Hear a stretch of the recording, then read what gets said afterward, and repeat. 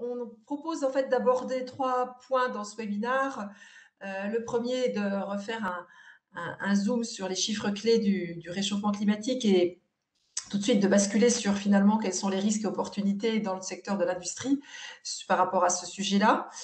De vous présenter, alors assez rapidement parce que le temps est assez court, mais les grands leviers en fait de décarbonation qu'on peut activer dans ce secteur de l'industrie. Et puis également un petit temps, un petit peu de réflexion, de prise de recul sur finalement comment démarrer, comment réussir, on va dire, les premiers pas de décarbonation. Qu'est-ce qu'il faut mettre en place pour réussir la démarche donc au sein de l'entreprise et de l'écosystème. Voilà donc un peu les trois comment dire, parties de ce web café, avec, comme l'a dit Charles, un petit temps de notre part de présentation, et puis qui sera donc en alternance avec des temps d'échange avec vous et de questions. Je laisse la parole à Christiane qui va vous présenter rapidement qui on est en fait, Mission Change. Oui, bonjour à tous. Donc, je suis Christiane Génie. Alors, désolée, mon nom, j'ai pas, j'ai pas renommé dans l'outil. Je m'appelle Chris, mais bon, c'est Christiane Génie. Donc, avec Caroline, on est copilote de l'association Mission Change. C'est une association qui a été initiée par 4 dirigeants de PME il y a déjà 2 ans maintenant, et qui sont partis du constat qu'ils avaient très envie de faire leur part sur l'enjeu climatique. Sauf qu'en tant que dirigeant de PME, ils n'avaient pas vraiment les clés pour savoir comment faire et par quel bout prendre le sujet. Et donc, ils se sont dit, ben, finalement, si nous, en tant que patron de PME, on n'a pas les clés, on n'est sans doute pas les seuls. Et donc, ils ont eu cette envie de créer l'association pour accompagner les dirigeants de PME qui veulent rentrer dans une logique de décarbonation de leur activité, mais qui ne savent pas comment s'y prendre. Et donc, cette association, elle a 2 ans. En fait, aujourd'hui, on propose donc des parcours d'accompagnement de collectifs de PME pour rentrer vraiment de manière très concrète dans une trajectoire bas carbone, avec un démarrage autour d'un bilan de gaz à effet de serre, puis ensuite tout un accompagnement vers la construction de plans d'action concrets pour agir vers la décarbonation. Et la particularité de notre association, c'est de vouloir faire ça de manière vraiment collective. Donc, on embarque des promotions d'entreprises qui vont travailler en collectif pendant des sessions, alors principalement en distanciel, sur une période de 6 mois, et qui vont donc, du coup, être à la fois immergés dans les leviers de la décarbonation, et puis ils vont construire concrètement leur feuille de route. L'enjeu pour nous, c'est vraiment d'être dans une démarche de massification parce qu'on sait que sur les enjeux de climat, le temps est très court et que c'est vraiment important d'embarquer le plus grand nombre d'entreprises aujourd'hui et le plus rapidement possible. Et pour ça, on a vraiment conçu ce programme pour qu'il soit accessible à la fois en temps, hein, c'est des sessions de 2 heures et demie en distanciel, mais qu'il soit aussi accessible en coût parce qu'on massifie en faisant aussi ces promotions. Et puis, l'idée, c'est d'être vraiment dans le plus grand collectif possible pour embarquer le plus grand nombre le plus vite. Donc voilà, Mission Change à 2 ans, donc c'est l'enjeu de ces parcours. Et puis, on est ravis d'être là ce matin pour vous partager sur ces sujets et peut-être faire un bout de chemin ensemble. Caroline, je te repasse la parole. Oui, alors moi je vais reparler un peu de l'enjeu climatique que d'ailleurs on aurait dû renommer d'ailleurs l'urgence climatique puisque c'est bien le sujet. Certainement que si vous êtes là, c'est que vous avez vous aussi conscience de cet enjeu. Donc je propose là de rebalayer en fait les grandes données clés en fait de l'urgence climatique pour bien mettre, voilà, avoir tous le même socle, on va dire, de départ. Donc le réchauffement, vous le savez, il est là et il s'accélère. Très clairement, quand on juste 2 graphes là qui sont intéressants à regarder, quand on regarde en fait la hausse des températures depuis plus de 150 ans, on voit que là on est dans une courbe exponentielle et on sait qu'on a déjà dépassé les 1 degré de réchauffement global au niveau de la Terre et d'ores et déjà on en a déjà les conséquences visibles sur des pénuries d'eau, hein, des sécheresses, à l'inverse des phénomènes climatiques extrêmes, des inondations, des tornades, des feux de forêt, on l'a vu l'année dernière en Australie, etc. Donc, tout ça, évidemment, a un impact sur l'équilibre en fait, des écosystèmes de la Terre et bien sûr sur ce qui est notre base, hein, qui nous nourrit, etc. Donc, le réchauffement est de toute façon parti, puisqu'on sait qu'au niveau climatique, ce qui est déjà émis comme gaz à effet de serre dans l'atmosphère ne va pas disparaître du jour au lendemain, quand bien même on arrêterait tout, et que là, le climat est déjà joué pour les 20 ans qui viennent. Donc, il va continuer de se réchauffer. On va certainement dépasser très vite les 1,5 degré.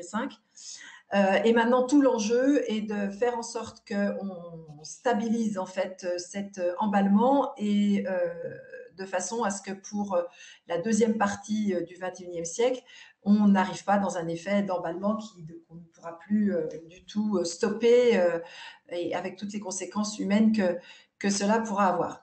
Donc, ce que nous disent les scientifiques, c'est que maintenant, il faut se battre pour que chaque dixième de degré compte, qu'on limite en tout cas le réchauffement le plus possible.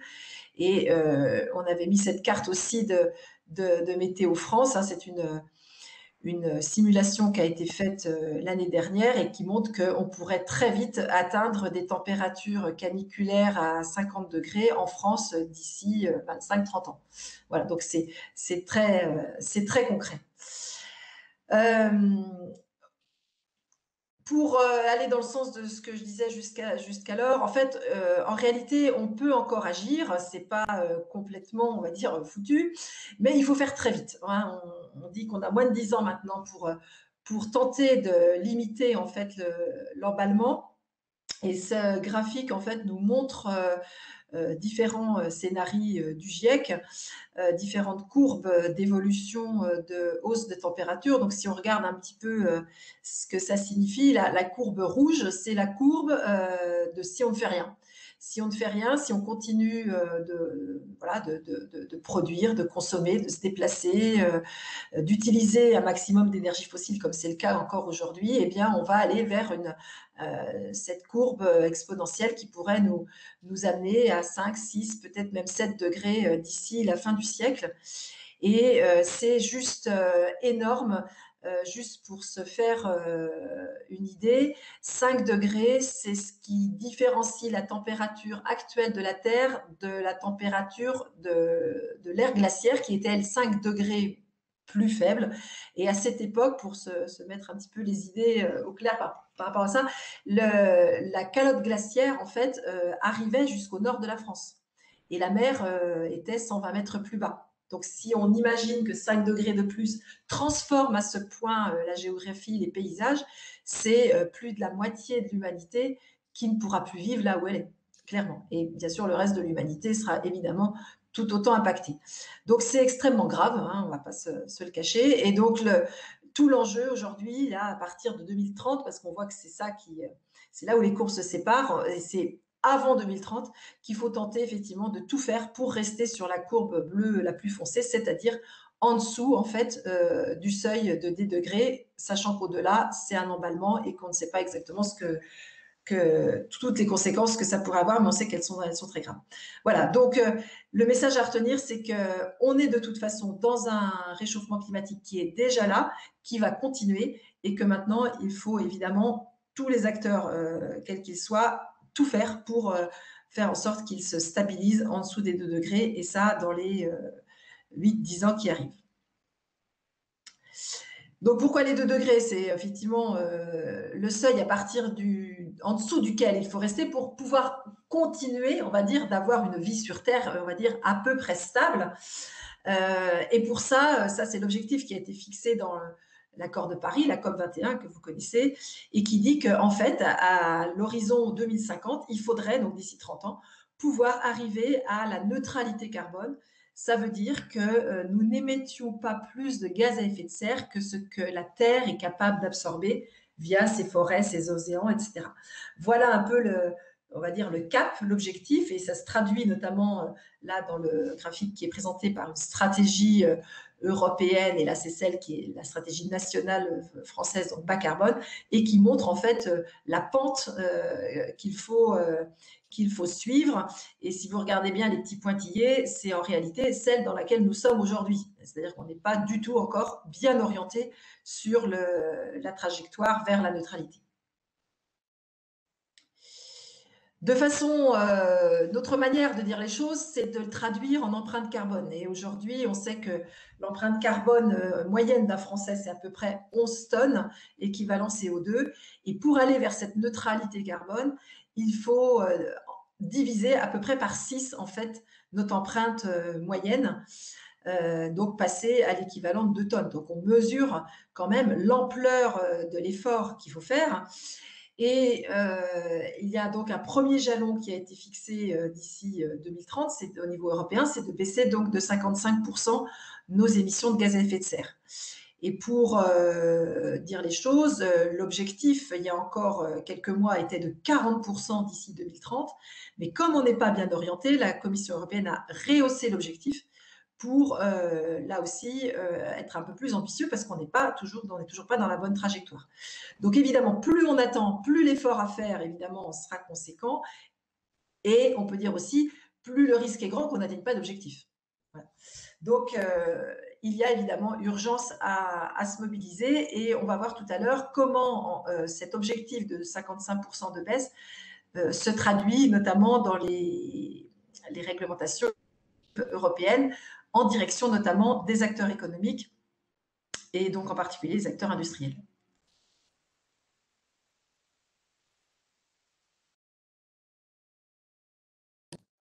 Ah.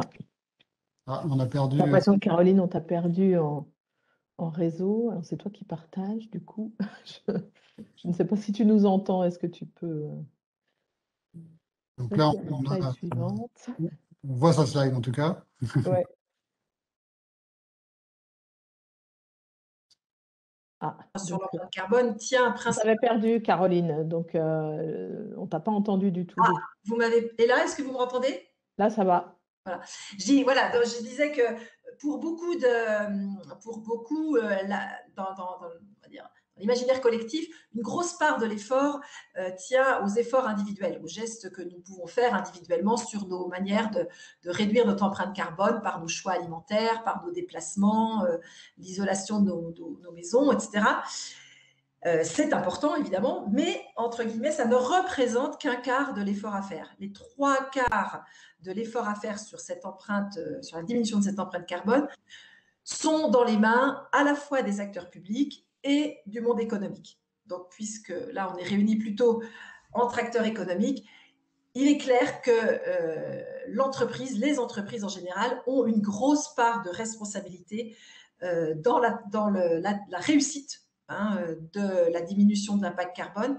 Et donc derrière, c'est une véritable transformation qu'il faut entreprendre pour diminuer et se libérer notamment des énergies fossiles en particulier.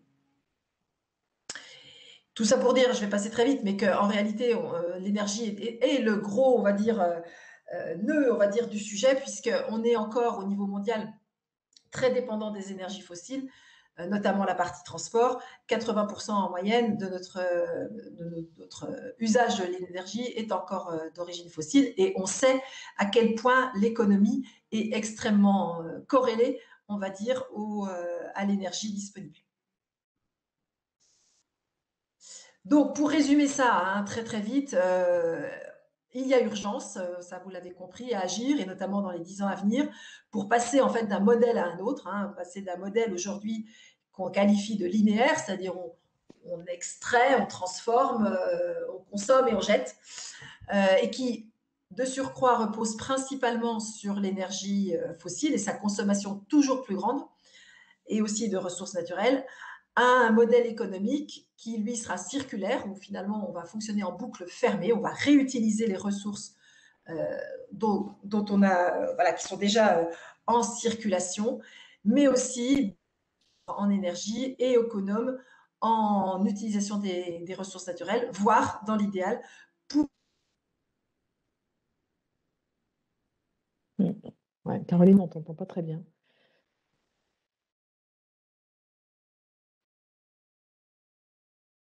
J'espère que ça devrait revenir, ça l'a fait tout à l'heure. Oui, ça va. Ouais, le réseau, j'ai l'impression,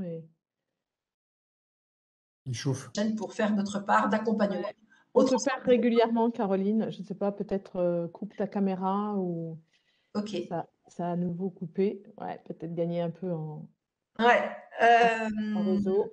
Alors, il faut que j'arrête le partage, 30 secondes alors. C'est agaçant parce que je suis passée à la fibre samedi dernier, donc je ne sais plus quoi faire. Voilà. Alors, je repartage.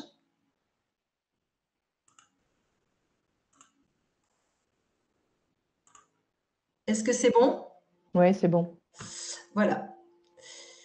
Donc peut-être comment, je laisse Christiane poursuivre sur Oui. effectivement comment toutes ces informations, comment tout ça se traduit en fait très concrètement pour les entreprises.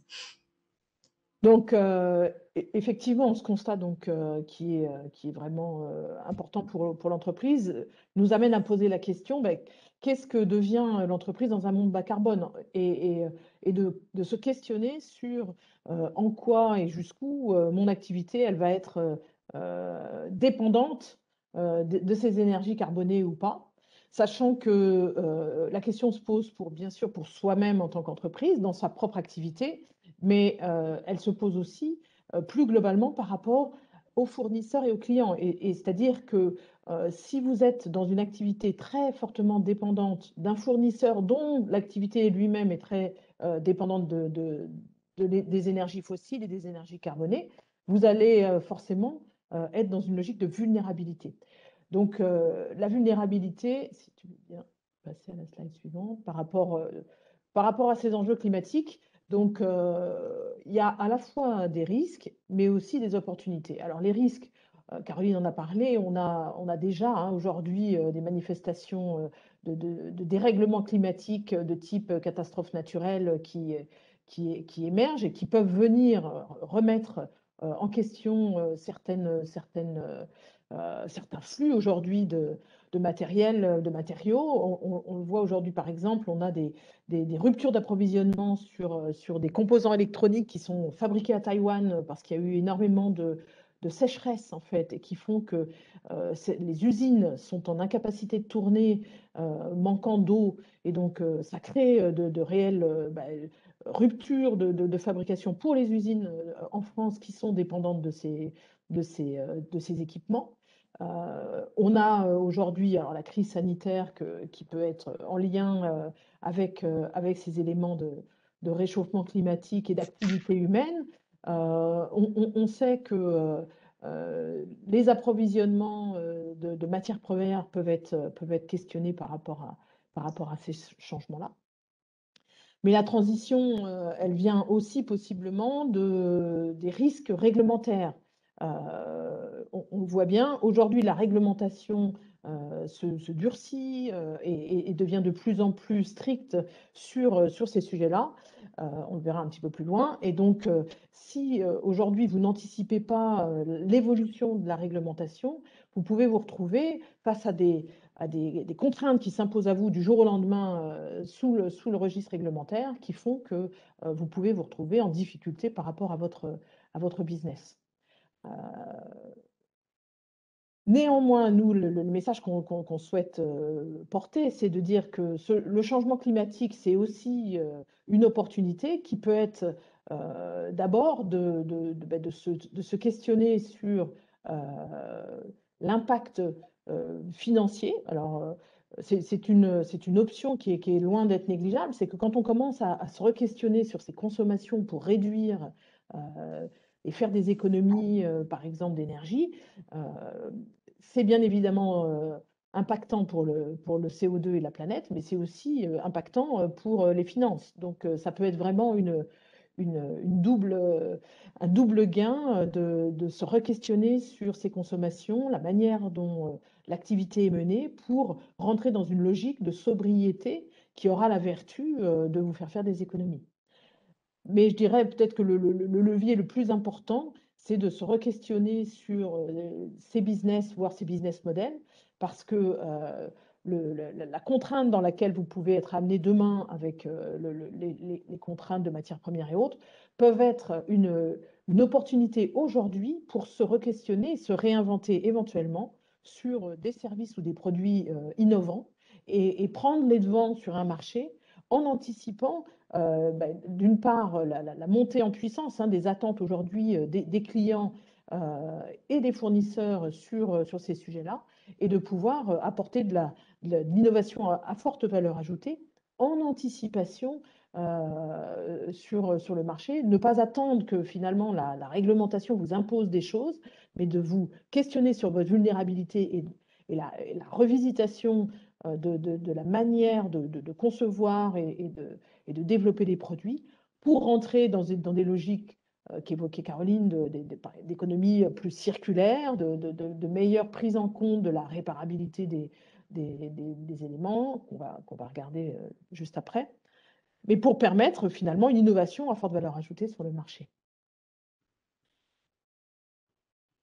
Donc, voilà les questions à se poser, c'est aujourd'hui, comment moi, dans mon activité d'entreprise, je baisse l'impact de mon activité en termes de carbone. Comment est-ce que je peux m'adapter à ces changements et qu'est-ce qu'il faut que je regarde et que j'anticipe pour ne pas être au pied du mur et de voir comment je peux amener des évolutions qui ne seront pas, je dirais, à la marge, mais qui peuvent être vraiment un re-questionnement des modèles économiques de vos activités. Pour votre information, aujourd'hui, il y avait une étude qui a été menée sur la part du carbone qui va être qui est, je dirais, impactée, enfin émise entre l'activité propre, le cœur même d'une industrie, et puis ce qui va être émis par l'amont, les fournisseurs, l'approvisionnement des matières premières et l'aval. Et on identifie qu'aujourd'hui, ça n'est que 5% des émissions de CO2 qui sont réalisées par l'activité intrinsèque des usines, dans l'industrie en particulier. Et que l'essentiel de l'impact carbone, il va résider dans ce qu'on appelle le scope 3, amont ou aval, qui consiste à se re-questionner sur l'approvisionnement des matières premières, etc. Donc on va rentrer plus en détail sur les grands leviers de la décarbonation, mais voilà pour les questions à se poser par rapport à ces changements climatiques. Je pense, Caroline, si tu peux. Voilà. Oui, alors on avait, comme je disais tout à l'heure, séquencé l'intervention en 3 parties. Donc, à l'issue de cette première partie, on peut déjà prendre un temps de questions, d'échanges. Charles, peut-être aussi un petit sondage. Je vais essayer de lancer le sondage, donc je vais reprendre la main sur le partage, parce qu'en fait, je ne peux pas envoyer le sondage tant que je ne suis pas animateur. J'arrête alors. Hop. Je vais remettre la même slide, pas de problème.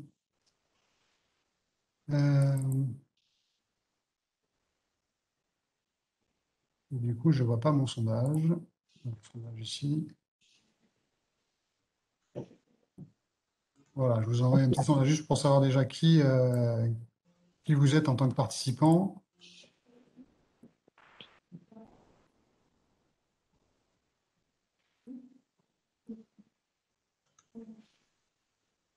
Et puis après, la question, ça sera quels sont déjà vos ressentis par rapport à ce qu'on vous a présenté là sur le changement climatique, voilà, comment ça vous fait réagir personnellement et puis professionnellement, est-ce que ça va vous toucher aussi au niveau de votre entreprise? S'il y a des gens qui veulent répondre à l'oral.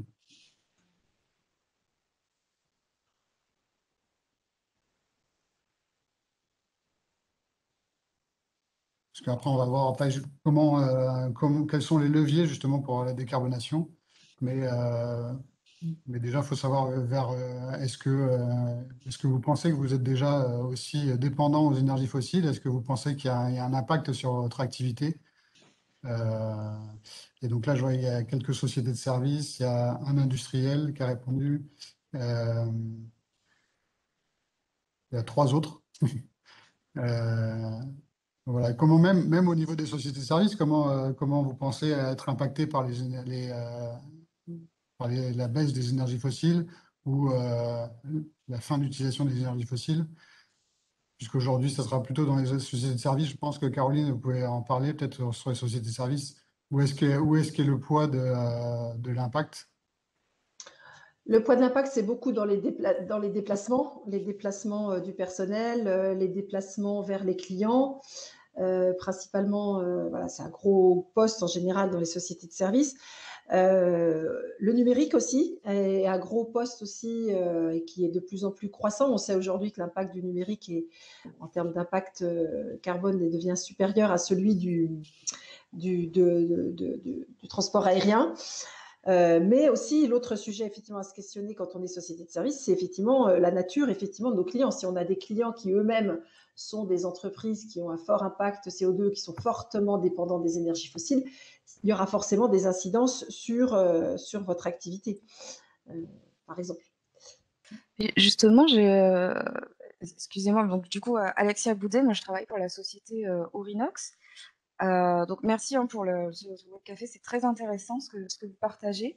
Vous parlez justement du numérique et de l'empreinte carbone du numérique. Est-ce que vous avez des données justement pour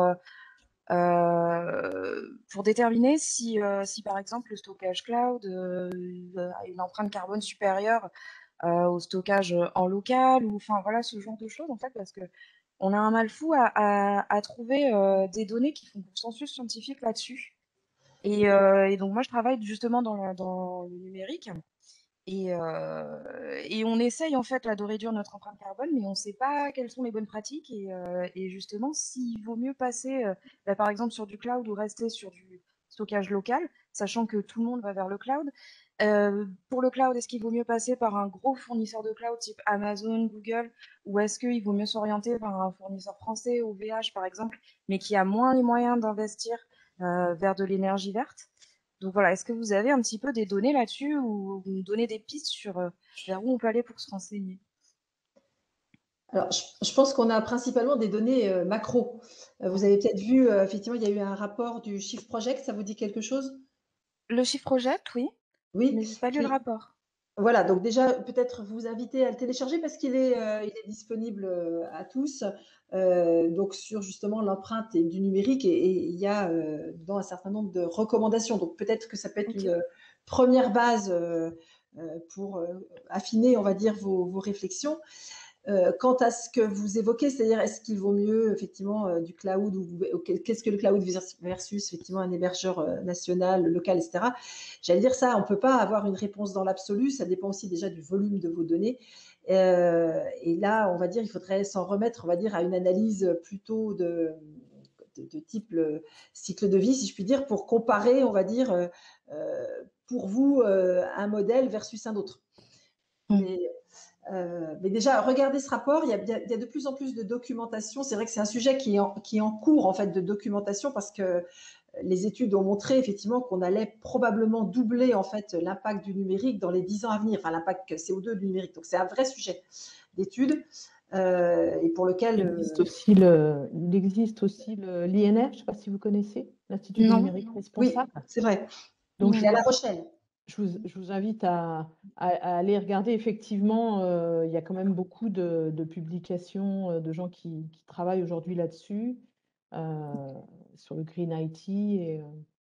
Mais le rapport du Shift, quand même, il doit faire 150 pages. Donc, Ok, bah, très bien. Bah, merci déjà, ça va m'aider. merci. Alors, je vais vous redonner la main. Je vais vous redonner la main tout de suite. Okay. Hop, j'arrête mon partage. Là où je suis. Hop, hop. Ok, je prends la suite. Alors, je prends la suite un peu. Bon, une fois qu'on a posé le décor, hein, alors, je dirais, pour répondre aussi à la question que posait, je n'ai pas retenu votre nom, Alexia, je ne sais plus. Oui, Alexia. La première, on va dire, le point de départ, en fait, c'est quand même de réaliser un bilan de gaz à effet de serre pour quand même avoir une idée de savoir où se situent en fait vos plus gros postes. Le bilan de gaz à effet de serre, c'est un petit peu la photographie de la situation de votre entreprise à un temps donné.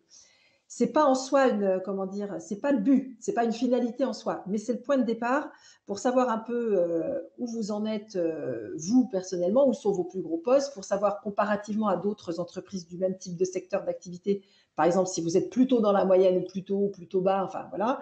Et surtout, ça va pouvoir vous permettre de piloter en fait votre sujet, puisque sinon, si on ne mesure pas, on ne sait pas d'où on part et on ne sait pas si finalement les efforts qu'on fait produisent ou non leurs effets. Donc, je vous invite en fait à démarrer par là pour ensuite, par rapport aux questions que vous vous posez, pouvoir prendre en main et piloter le sujet. Donc, ce qu'on vous propose là, c'est en fait ce qui se passe après, en fait, on va dire le bilan de gaz à effet de serre. C'est une fois qu'on a fait ce travail de photographie de l'ensemble, on va dire, des impacts sur l'ensemble, ce qu'appelle les scopes, hein, les 3 scopes, c'est à la fois vos émissions internes à votre entreprise, mais aussi celles en amont et en aval liées, on va dire, à votre activité. Ça vous permet d'avoir une idée un petit peu de là où il faut agir. Et à partir de ce moment-là, on va pouvoir effectivement voir sur quel levier on peut agir. Et c'est ce qu'on fait dans Mission Change. On commence d'abord par effectivement établir ce bilan de gaz à effet de serre. Et ensuite, on essaie d'activer un petit peu les meilleurs leviers par rapport aux enjeux liés, on va dire, aux enjeux de l'activité de l'entreprise. Donc, ce que je vous présente là, c'est un peu une sorte de panorama des leviers. Je vais passer assez vite parce qu'on n'a pas beaucoup de temps pour vous montrer un petit peu ce sur quoi on peut jouer et on pourra bien sûr plus tard réapprofondir ces sujets-là. Donc, grosso modo, on en a répertorié, alors je crois que j'en ai mis 7, mais on pourrait en mettre 8, grands leviers. Un premier, celui auquel on pense en général, et évidemment qu'il faut l'activer, c'est celui de l'énergie. Vous l'avez vu tout à l'heure, on l'a dit, 80% de l'énergie mondiale utilisée pour notre économie, faire tourner notre économie, c'est encore des énergies fossiles. Alors, il se trouve qu'en France, c'est un petit peu particulier parce que notre énergie électrique est plutôt décarbonée parce que principalement nucléaire. En revanche, nos transports, eux, sont toujours très liés aux énergies fossiles, comme vous le savez. Donc, le premier levier auquel on pense, c'est évidemment les économies d'énergie, et c'est la première chose qu'il faut entreprendre si on n'a pas effectivement fait, que ce soit au niveau de vos bâtiments, que ce soit au niveau de vos machines, de vos processus de fabrication. Ça, c'est la première action. Et il y a beaucoup de choses qui existent pour vous accompagner, on va dire, dans cette dynamique. Et puis, bien sûr, il y a aussi le fait de choisir des modèles d'énergie décarbonée. Je parlais tout à l'heure des services. Alors, c'est assez basique, hein, évidemment, mais c'est évident que si on peut, quand on fait des déplacements, plutôt choisir le train que la voiture ou l'avion, évidemment, ça a forcément un impact extrêmement important et rapide sur la décarbonation de votre activité. Voilà. Et en même temps, sur l'énergie, on est très dépendant des évolutions technologiques qui sont en cours. Hein. On en parlait hier d'ailleurs avec Charles, parce qu'il y a dans le cadre du pôle EMC2 beaucoup de recherches qui sont faites par des entreprises du pôle autour de l'hydrogène, autour de l'électrique, autour de la voile. Enfin, il y a beaucoup de projets qui sont entrepris pour aller vers des alternatives aux énergies fossiles. Donc, le premier levier, l'énergie. On peut aussi travailler sur, par exemple, l'autoproduction qui est aujourd'hui possible. Quand on a des surfaces de toit, par exemple, suffisantes, c'est quelque chose qu'on peut essayer d'évaluer pour produire soi-même en fait, sa propre énergie pour sa propre consommation. Donc ça, c'est le premier levier auquel, en général, on pense très vite, mais qu'il faut activer. Le deuxième levier, évidemment, c'est le sujet du transport. Pas seulement les déplacements, mais aussi tout ce qui va être fret amont et fret aval, c'est-à-dire comment on achemine nos marchandises jusqu'à notre point de stockage ou à notre usine, et puis comment ensuite, nous, on livre nos propres marchandises.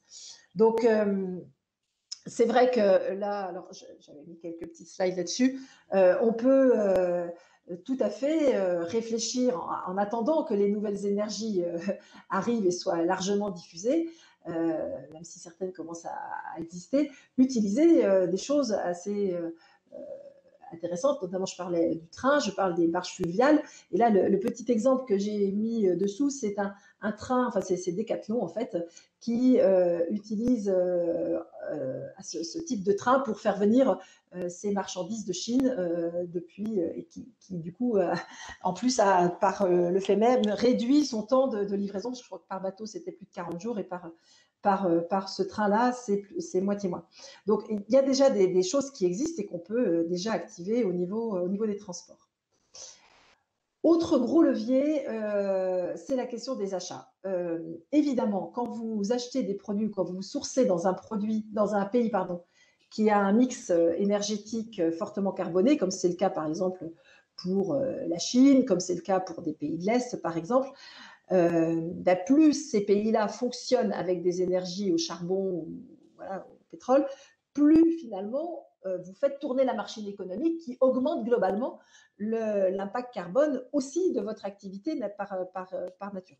Donc, se poser la question de où est-ce que je m'approvisionne, quel est le circuit que font mes matières premières ou mes produits semi-finis avant d'arriver à mon usine, c'est déjà une première bonne piste de réponse pour essayer de décarboner, pour voir si vous ne pouvez pas, on va dire, travailler peut-être plus localement, c'est une initiative assez intéressante de la part de Schneider Electric qui est vraiment engagé dans une démarche de décarbonation très importante et qui s'est dit que de toute façon, on ne pouvait pas réussir seul la démarche de décarbonation. Et ça, c'est quelque chose aussi qu'on dit dans Mission Change, c'est que c'est une nouvelle logique aussi à mettre en place et penser en fait finalement son business model en collaboration avec ses fournisseurs et avec ses clients.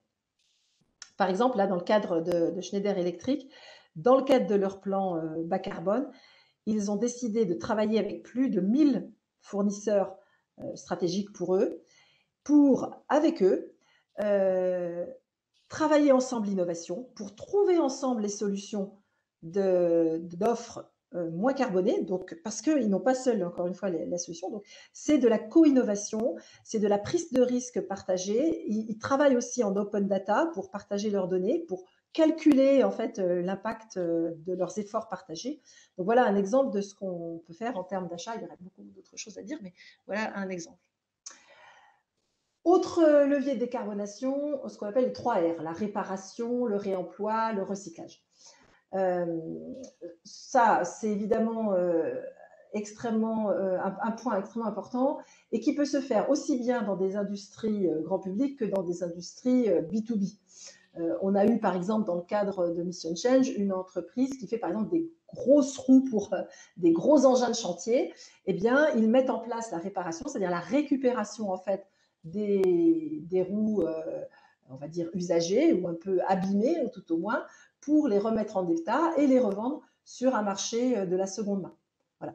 Donc, il y a plein de choses à imaginer là-dessus. Il y a parfois des verrous un peu juridiques, mais ça bouge beaucoup dans ce sens-là et les évolutions réglementaires ont plutôt favorisé le sujet des 3 R.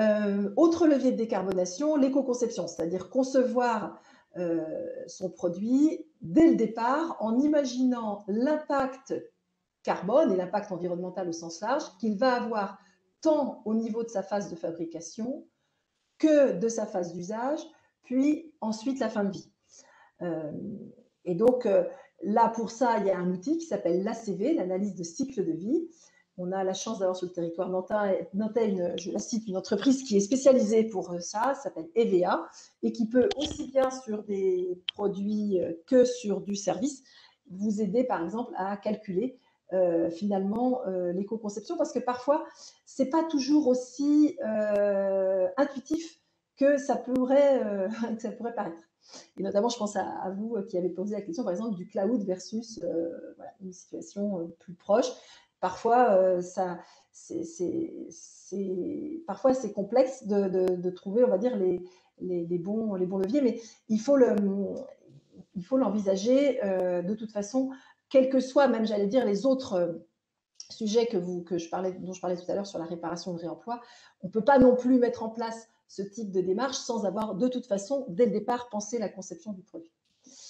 Autre levier qui va être beaucoup plus engageant, c'est l'économie de fonctionnalité. Alors, j'avais mis un exemple là qui est souvent cité, c'est celui de Michelin, et qui a, depuis déjà pas mal d'années, qui a choisi de ne plus vendre, alors c'est auprès de ses clients transporteurs, il ne vend plus ses pneus, il vend un service, et il vend donc un service d'accès évidemment à ces pneus, mais aussi d'entretien et de maintien en état de ces pneus donc, tout au long de l'usage de leurs produits.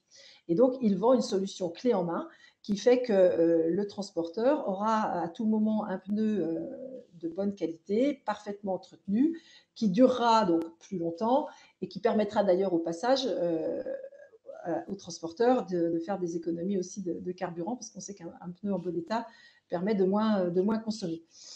Et puis, dans cette affaire, sur l'économie de fonctionnalité, l'objectif de tout ça, c'est d'avoir un produit qui dure le plus longtemps possible, qui puisse se réparer.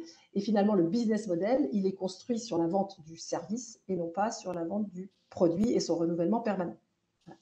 Alors, il se trouve que j'ai travaillé dans le groupe ERAM, et là, je parlais de Michelin, et c'est une initiative qu'on a lancée aussi dans une des marques du groupe ERAM, chez Bocage, pour finalement mettre un service de location de chaussures qu'on reprend après usage pour les remettre en état et les remettre en vente sur un marché de seconde main.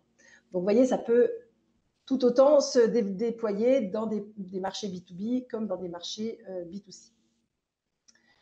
Autre levier de décarbonation, c'est de travailler sur son territoire dans ce qu'on appelle l'EIT, l'écologie industrielle territoriale, et d'essayer d'imaginer des collaborations avec les industries qui sont à proximité. Bien souvent, on fait venir des produits de loin, alors que peut-être que dans votre écosystème local, il y a des ressources à proximité qui peuvent être par exemple les déchets des uns, qui peuvent vous servir pour votre fonctionnement. Et puis enfin, dernier levier, si je puis dire, quand on est par nature sur une activité qui est naturellement très fortement liée aux énergies fossiles, se pose la question de la diversification, voire de l'abandon de certains pans d'activité.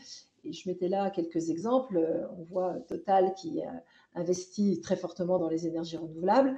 Et j'ai mis là aussi 2 entreprises locales. Saunier Duval, qui est une entreprise qui fabrique des chaudières à gaz, qui sait depuis quelques années que si elle continue, on va dire, sur ce modèle, c'est, comme elle dit, chronique d'une mort annoncée, parce qu'on sait bien de toute façon que le gaz n'est plus une énergie d'avenir.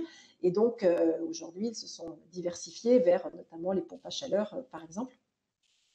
Je prenais aussi le cas de Desfontaines Group, qui fabrique notamment des pièces pour l'industrie automobile ou l'industrie aéronautique, et qui là aussi, enfin thermique notamment, et qui sait bien qu'avec l'évolution de marché vers l'industrie électrique, ces pièces n'auront plus d'avenir, donc ils sont en train de se diversifier, savoir finalement, à partir de leur savoir-faire, ce qu'ils peuvent faire. Ils se diversifient notamment là aussi vers les énergies renouvelables, et notamment vers les éoliennes notamment. Voilà, donc ça, vous avez vu, on passe, on va dire, de sujets assez facilement accessibles à des transformations de business model, voire à se poser la question de, finalement, est-ce que mon entreprise a un avenir dans un monde bas carbone, et est-ce qu'il ne faudrait pas que je me diversifie pour finalement pérenniser mon activité. Donc voilà, c'est un petit peu au pas de course, mais ça donne un petit aperçu de ce sur quoi on peut agir. Je te laisse la parole, Charles, sur... Ouais, alors là encore, je me retourne plutôt vers la salle, entre guillemets. Si vous avez des questions, des réflexions par rapport à ce que vient de présenter Caroline, n'hésitez pas. Dans le chat, on nous demande de mettre les références des rapports qu'on a cités tout à l'heure sur le Shift Project et l'autre, je n'ai pas ces images. L'Institut du numérique responsable. INR. INR. Donc, soit on peut le mettre, moi je n'ai pas les références, donc soit on peut les mettre dans le chat directement, soit on vous les enverra avec la présentation directement dans la présentation. D'accord. Voilà, si quelqu'un souhaite prendre la parole sur ça, si vous faites, n'hésitez pas à rouvrir votre micro. Alors, le micro. Muriel, on vous voit et on vous entend. Vous m'entendez, d'accord? Ah, Pas bon. très fort. Ah oui, alors comme ça, je me rapproche un peu de mon ordinateur. Voilà. C'est mieux? Oui, très bien. Bon, oui. Alors moi, j'avais une réflexion par rapport aux différents leviers que vous avez présentés, qui sont très complémentaires, très intéressants. C'est est-ce que il y a une notion comment dire, de priorisation ou non, je m'exprime mal, euh, euh, de, oui, parmi les leviers, est-ce qu'on peut mesurer quels sont ceux qui impactent. Je pense notamment à l'éco-conception. Puisqu'en fait, comme vous l'avez expliqué, en concevant un produit, déjà en y ayant réfléchi à l'ensemble de son cycle de vie, finalement, on peut très bien, déjà par cette porte d'entrée-là, agir par ricochet sur un certain nombre d'éléments, notamment les achats responsables, puisqu'on a réfléchi déjà en amont à cela. Et ce qui me fait, voilà, ce qui fait dire que finalement, l'éco-conception, c'est plutôt ça serait plutôt la première étape à mettre en œuvre, sachant que ce n'est pas forcément, comme vous l'avez dit, ce sur quoi les gens ont les premières réflexions. On pense d'abord consommation d'énergie, alors qu'en fait, si on commençait à retravailler son cycle la conception de ses produits, on aurait un impact voilà, systémique sur l'ensemble des points, quoi. Oui, oui, tout à fait. Alors, c'est vrai qu'il y a, c'est pour ça que j'ai dit tout à l'heure en préambule que, et c'est important en fait de démarrer par un bilan carbone ou un bilan gaz à effet de serre, parce que ça permet de savoir effectivement tout de suite où se situent en fait vos plus gros impacts. Il est évident que si vos impacts se situent notamment dans vos produits et vos matières premières, c'est évidemment là qu'il va falloir agir prioritairement. Mais ça dépend. On peut avoir d'autres. Ça dépend un petit peu de la nature de votre activité. Et vous avez raison de dire l'éco-conception. J'allais dire ce que je voulais dire aussi dans l'ensemble des leviers que j'ai présentés, c'est que c'est pas où, c'est et d'une certaine manière potentiellement. Et c'est vrai que l'éco-conception, c'est effectivement une des bases à partir du moment où on se pose la question de la décarbonation et qu'on va poser sur la table l'ensemble, on va dire, du cycle de vie du produit et l'ensemble de sa chaîne de valeur, vont se poser les questions, effectivement, où est-ce que je me source, comment j'achète mes produits, dans quel pays, quelles sont les matières premières que j'emploie, où est-ce que je m'approvisionne sur ces matières premières. Donc l'éco-conception est effectivement très structurante. Se pose aussi la question des usages, parce que finalement, on va s'apercevoir, ça va être le cas par exemple dans l'automobile, que finalement, l'essentiel de l'impact carbone d'une voiture thermique aujourd'hui, c'est l'usage. Par exemple. Donc, c'est pour ça qu'il faut commencer par faire son bilan pour comprendre où se situe le plus gros impact lié à votre activité. Et à partir de là, savoir quel est le levier, effectivement, ou les leviers qui sont actionnables. Et après, on va dire, tout est un petit peu interdépendant. Alors, les sujets, effectivement, sur l'économie de fonctionnalité, tout comme les sujets de diversification, sont des sujets stratégiques plus, on va dire, plus impactants, potentiellement. Mais en même temps, si on se projette un tout petit peu et à un horizon quand même assez rapide, c'est-à-dire dans les 5 à 10 ans, on ne peut pas faire l'impasse de se poser ce type de questions. Parfait. Ouais.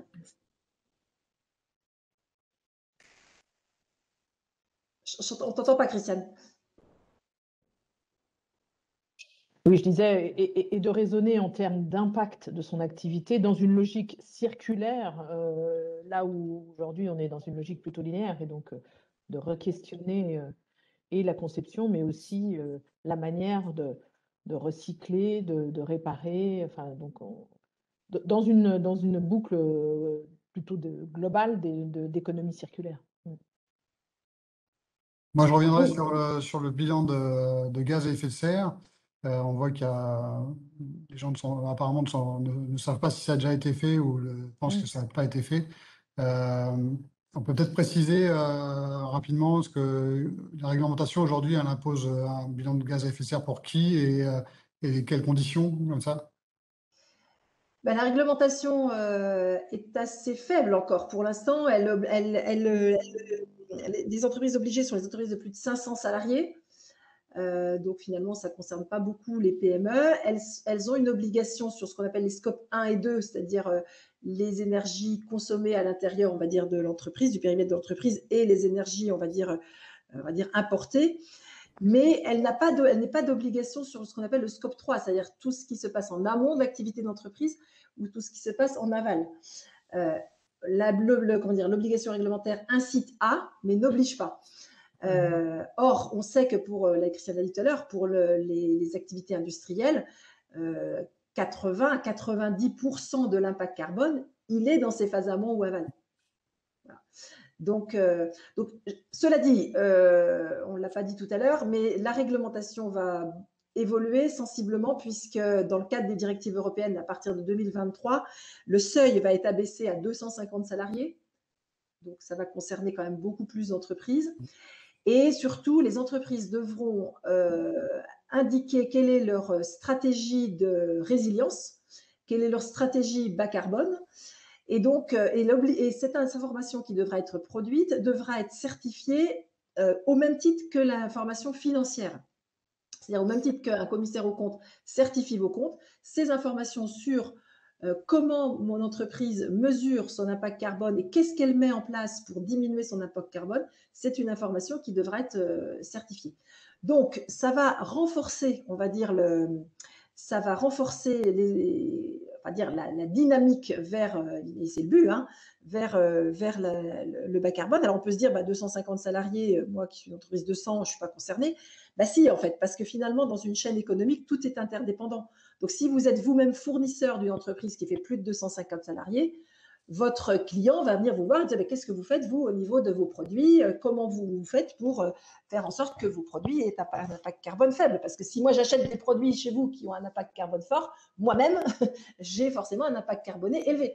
Donc, et c'est le but. Et quand j'ai dit tout à l'heure que du coup, la Commission européenne, le Parlement européen a fixé 55% de baisse à horizon 2030 et qu'il faut accélérer le pas, ça fait partie des dispositifs qui vont être mis en place pour ça, dans ce but. Ok. Alors, rapidement, une question sur la couche d'ozone qui a un impact sur le réchauffement. Pourquoi? Donc, on n'en parle plus beaucoup. La question, c'est on n'en parle plus, pourquoi? On n'en parle plus parce que finalement, elle s'est un peu restaurée et ça montre que c'est quand même possible d'agir. Parce qu'en fait, au milieu des années 80, il y avait effectivement, il y a eu ce fameux trou dans la couche d'ozone qui était lié au gaz, j'ai oublié, fluoré ou perfluoré, je ne sais plus exactement. C'est ça. C'est ça. Et donc, tous les pays se sont mobilisés, on va dire, pour supprimer, on va dire, ce type de gaz. Et bonne nouvelle, la couche d'ozone s'est réparée. Donc, ça peut montrer que quand on se met, on va dire, à l'œuvre collectivement, on peut avoir des résultats.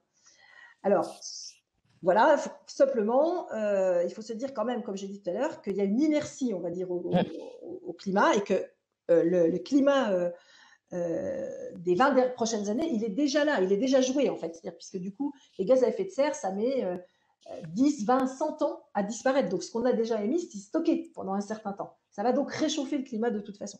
Donc ce qu'on est en train de faire aujourd'hui, c'est pour la deuxième partie en fait du 21e siècle, pour éviter l'emballement. Mais c'est possible si on fait les efforts collectivement. Et on a vu à quel point le monde économique, tout comme les choix politiques, sont cruciaux, on va dire, dans l'atteinte de l'objectif. Je vois qu'il est 9h30 déjà. Oui, on va passer à la suite. Je vous laisse prendre la main la dernière partie. Ouais. Je me fais un peu le timekeeper pour… Oui, tout à fait.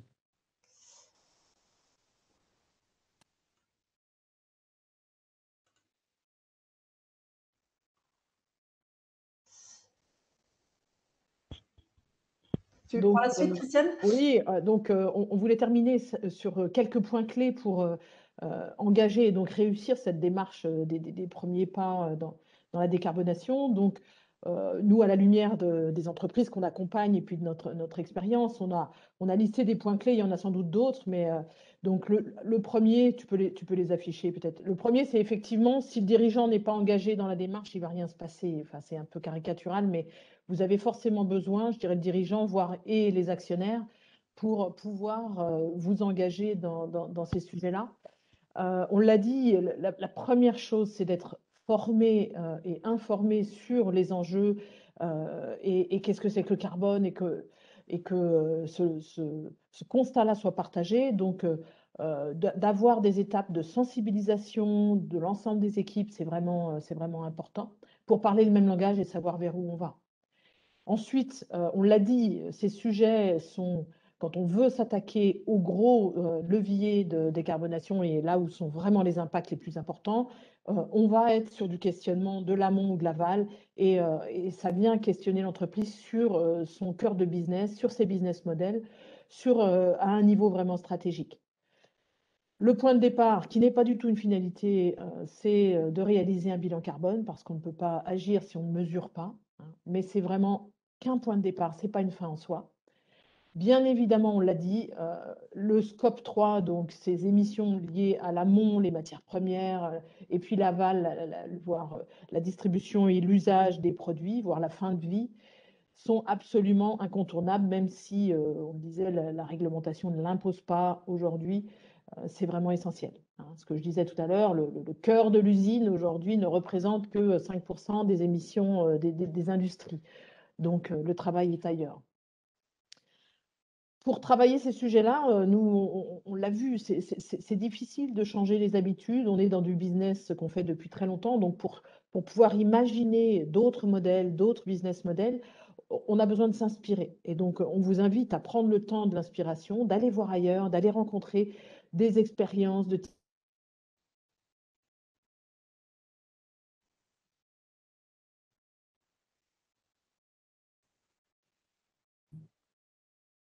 C'est au tour de Christiane. Caroline, si vous voulez. Ah oui, je ne savais pas si c'était voilà, c'était moi. Oui, d'aller voir ailleurs ce qui se passe et qui fait quoi. Voilà, et dans notre programme, c'est ce qu'on fait. Hein, on essaie d'ouvrir un petit peu les chakras en faisant rencontrer des gens qui ont fait des choses sur des sujets, sur l'ensemble des leviers de décarbonation qu'on a présentés tout à l'heure. Et donc, ça se traduit en général, on l'a mis par oser faire un pas de côté. de l'entreprise. Ah, Hein, Christiane, on t'avait perdu. Ouais, donc on t'avait perdu, donc tu peux les afficher tous, comme ça je les ai sous les yeux, mais Donc, donc, je sais pas on qui devait vous parle. raisonner en dehors de votre écosystème, enfin de vos frontières habituelles, puisque la logique veut, et l'exemple de Schneider Electric dont on parlait tout à l'heure, et que pour réussir cette transformation, vous allez avoir besoin de mobiliser les fournisseurs de manière absolument incontournable, mais aussi possiblement vos clients vers lesquels il va falloir faire de la pédagogie. Quand Michelin décide de vendre des kilomètres et non plus de louer des kilomètres et de ne plus vendre des pneus, il y a bien évidemment une transformation complète de l'acte de vente et la manière dont on en parle sur le marché. L'innovation, c'est possiblement une prise de risque, donc il faut oser faire ce pas de côté. Mais comme on le disait, associer ses clients et ses fournisseurs, c'est la seule logique qui puisse marcher parce que vous ne pourrez pas bouger tout seul si vous ne faites pas bouger votre écosystème. Voilà. Puis pour finir, la transformation, elle a besoin d'indicateurs. Donc, on le disait, la réglementation évolue et elle va demander demain des comptes sur les stratégies mises en place par les entreprises pour aller vers de la décarbonation. Il y aura des indicateurs qui vont venir incrémenter les habituels indicateurs financiers qu'on pilote aujourd'hui de manière classique. Mais ces indicateurs, ils seront vraiment importants à mettre en place dans l'entreprise pour être dans ce pilotage de la décarbonation qui est aujourd'hui un enjeu vraiment stratégique. Donc voilà, on vous en a listé 10, il y en a sans doute plein d'autres, mais aujourd'hui, on a envie de vous dire, passez à l'action, on n'a pas le temps, on n'a plus le temps d'attendre et de réfléchir. Aujourd'hui, l'enjeu, c'est que les entreprises fassent leur part et se mobilisent collectivement. Mission Change est une façon d'y aller. Hein. Elle est résolument accessible pour les entreprises. C'est ça qu'on veut, c'est en faire quelque chose de simple et qui travaille en collectif parce que ça aide les dirigeants et leurs équipes à se soutenir et à partager leur vécu, leur parcours. Donc, on a une prochaine promotion qui démarre le 28 septembre. Donc, n'hésitez pas à nous consulter si vous avez envie de faire vos premiers pas dans ces collectifs d'entreprises qui s'engagent. Voilà, donc c'est ce qu'on avait envie de partager avec vous. Un grand merci pour ce temps. Merci à l'équipe de MC2 de nous accueillir. Et puis, Merci à vous. Je ne sais pas s'il y a des questions pour clore cette présentation, ce web café. Est-ce qu'il y a des gens qui souhaitent Est-ce que voilà, quels sont vos sentiments face à ces informations et est-ce que vous pensez qu'il y a, vous avez enfin, est-ce que vous avez envie de changer? Est-ce que vous voulez changer? Comment vous voulez changer? Voilà, si vous souhaitez partager ça avec nous, n'hésitez pas. Et de toute manière, on vous enverra donc le support de présentation avec les références dont on a parlé tout à l'heure. Et voilà. Et donc, n'hésitez pas à contacter Mission de Change. Je vous mets et l'adresse le du C2. site en ligne si vous voulez, comme ça vous aurez nos coordonnées. Voilà. Et on pense qu'il y a des choses à faire, qu'il y a des choses à faire pour l'environnement et pour les entreprises et qu'on va pouvoir réussir à faire des innovations ensemble pour surpasser et pour aller plus loin dans la préservation de l'environnement aussi. Euh, donc voilà. Donc n'hésitez pas à réagir, sinon Oui, voilà. Est-ce que quelqu'un souhaite réagir? Je vous donne quelques oui, instants. oui. Oui, moi j'ai encore une question que j'ai mise dans le chat, mais je vous la pose en direct. Ce serait de pouvoir savoir si vous pourriez communiquer le lien vers la nouvelle réglementation dont vous avez parlé. Parce qu'en fait, moi, je n'ai pas du tout entendu parler de cette réglementation. Et 2023, en fait, c'est demain. Ça veut dire qu'il y a énormément d'entreprises qui vont se trouver en situation de devoir se mettre en conformité alors qu'ils n'ont rien mis en œuvre suffisamment en avance pour pouvoir répondre à ces obligations-là, quoi. Je trouve Ouais, ça affolant. tout à Mm. Donc ça, on vous donnera l'info. Et que ce soit une initiative collective d'entrepreneurs qui finalement s'emparent du sujet alors que la réglementation est là déjà. Elle est là et elle va arriver dans 2 ans. Enfin, moi, je suis assez atterrée, en fait, de ce que vous avez évoqué là. Je suis désolée, je n'ai pas entendu parce que j'ai eu une coupure. La réaction, c'était comment c'est possible que la réglementation évolue et qu'en 2023, on ait cette réglementation, alors qu'aujourd'hui, voilà, l'information n'est pas forcément partagée et que les entreprises... Non. Et puis les pouvoirs publics qui doivent porter en fait les messages de la Commission européenne, d'une certaine manière, la région, de département, je ne parle même pas de l'État, qu'il n'y ait pas de relais d'information sur cette obligation. Alors, si, il y en a un, si je peux me permettre. En fait, il y a une plateforme, je ne sais pas si vous m'entendez, il y a une plateforme gouvernementale qui a été mise en place il y a à peu près 3 semaines qui s'appelle Impact pour justement aider les entreprises à s'entraîner en quelque sorte, à collecter des informations et à évaluer justement ces indicateurs. Je ne sais pas si vous m'avez entendu. Voilà. Donc, Ouais. si, tout à fait.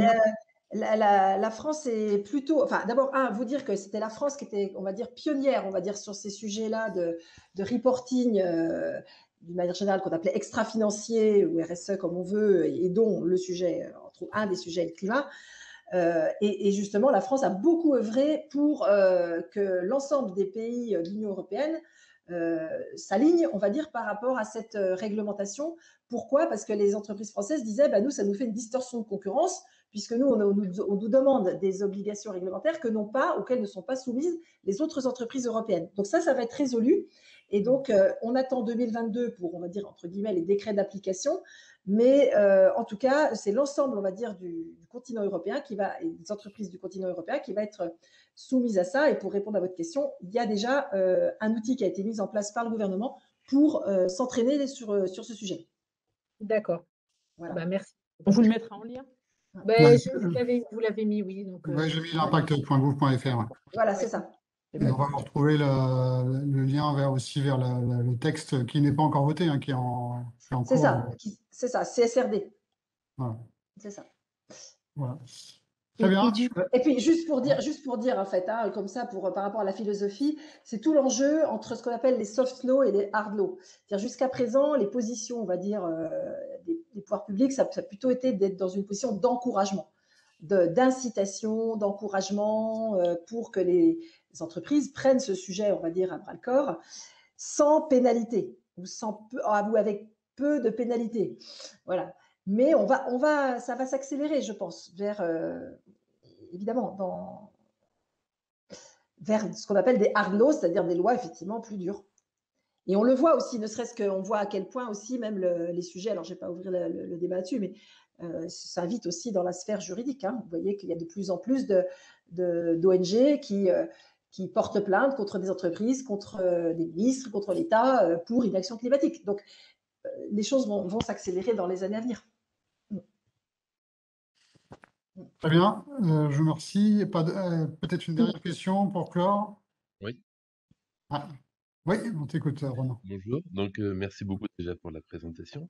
Là, vos leviers là, pour faire évoluer les entreprises, c'est extrêmement intéressant et c'est vrai qu'il y en a qui paraissent applicables directement et compatibles avec les objectifs de l'entreprise. Mais pour autant, il y en a qui paraissent être en opposition avec le profit immédiat ou moyen terme des entreprises. Vous parlez d'éco-conception et donc j'imagine que derrière, il y a la notion de supprimer l'obsolescence programmée. Or, ça, c'est un des moyens des entreprises que de maintenir un chiffre d'affaires d'un certain volume. Et donc, là, vous avez parlé plusieurs fois des shift projects et notamment le début de votre présentation fait vraiment écho avec leur présentation.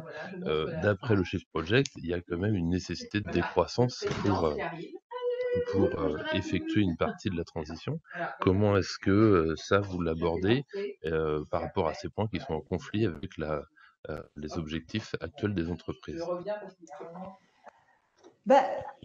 Alors, je suis très à l'aise pour dire qu'évidemment, il faut une décroissance des énergies fossiles.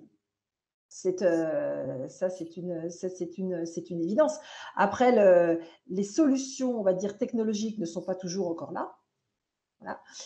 Mais ce à quoi on croit, on ne peut pas en même temps… Enfin, il y a des entreprises qui, s'ils ne font pas cette transformation, vont de toute façon être fragilisées. Donc, la décroissance, elle va s'imposer à eux, à elles, de toute façon.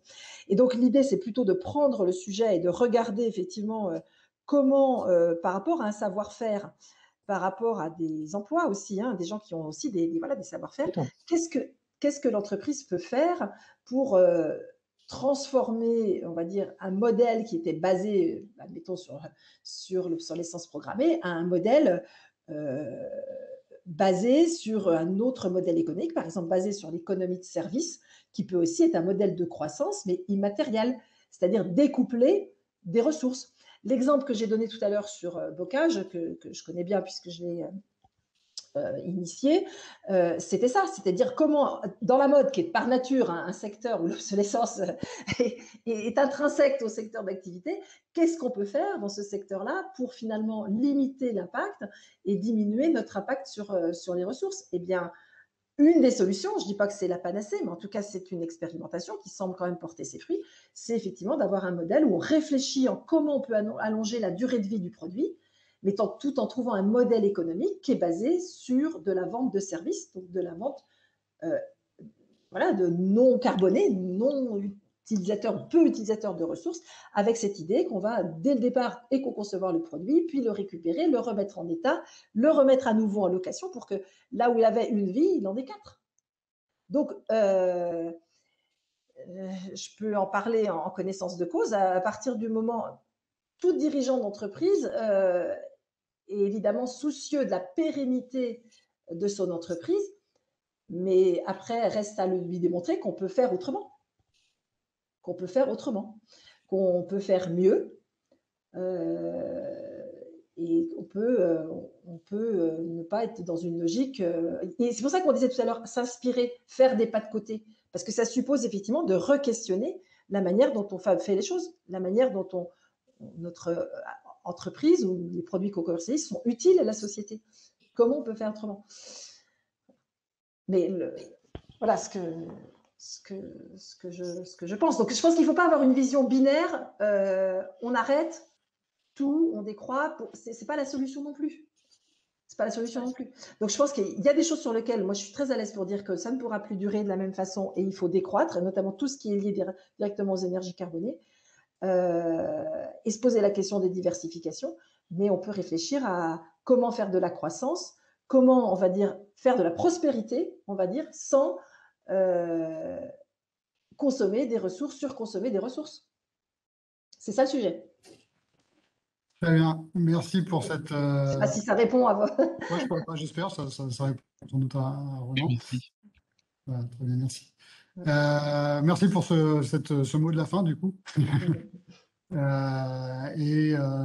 remercie à tous les participants et puis les intervenants, donc Caroline et Christiane. Merci. Donc, n'hésitez pas à aller contacter Mission Change et puis à revenir aussi vers le pôle MC2 si vous avez des projets d'innovation et si on peut vous aider à aller dans le sens de la transition énergétique. Donc, n'hésitez pas à revenir vers nous. On sera ravis de pouvoir vous accompagner. Je vous souhaite une bonne journée et à bientôt pour échanger là-dessus. Merci Merci à beaucoup. vous. Bonne À bientôt. journée. Merci, bonne journée à vous. Merci.